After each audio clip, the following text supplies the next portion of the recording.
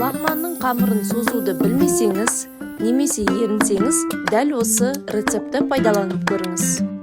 Кешкі асқа отбасыңызды таң қалдырудан шаршамаңыз. Диана келіндеріңізді қолдау мақсатында видеоға лайк басып, каналға тіркеліп қойыңыздар. Жаңа видеолар жіберіп алмау үшін қоңыраушаны басыңыз.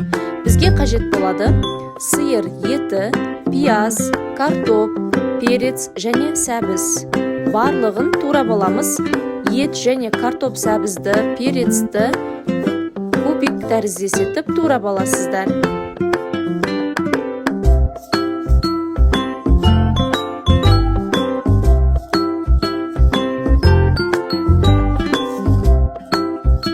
Барлығын турап алдық. Енді қамырын жасауға кірісеміз. Бізге қажет болады су және жұмыртқа, тұз. Енді барлық қоспаны жақсылап араластырып, оны салып, қамыр илеп аламыз. Қамыр қатты жұмсақ болып кетпеу қажет. 30 минутқа тындырып қоясыздар. Қызып тұрған қазанға майды құйып, ең алдымен етті қуырып аламыз. Артынан пиязды қуырып аласыздар. Туралған перецті және сәбізді салып қуырып аласыздар. Ең соңында картоптарымызды салып қайта қуырасыздар. Тамақты қызарттыру үшін томатты саламыз. Енді қайта барлығын араластырып, ішіне су құясыздар.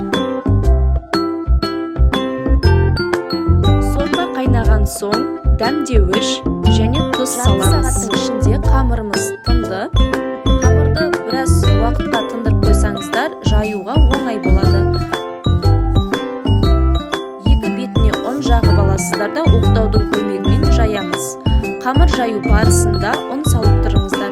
Арасы жабысып қалмау қажет.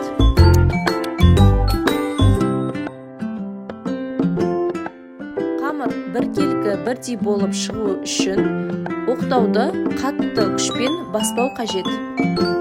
Қамырды жайып болдық. Енді ұнды салып жан-жағына жағып шығамызда қақ ортасынан бөлесіздер. Енді қамырды бүктеп аламыз. Арасына ұнды көбіректеу салыңыздар, себебі турау барысында қамыр жабысып қалуы мүмкін.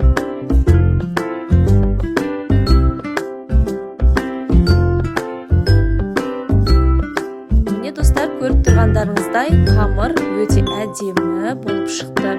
Дәл қазір қайнап тұрған сорпаға қамырды салып алатын боламыз. Арасы жабысып қалмау үшін бір қозғап аласыздар. Енді петрушка немесе кинзаңыз болса, қосып жіберсеңіз, әдемі дәм береді.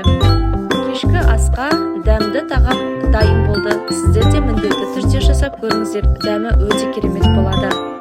Видео рецепт ұнаса лайк басып, каналға тіркеліп, жаңа видеоларды жіберіп алмау үшін қоңыраушаны басып қойыңыздар.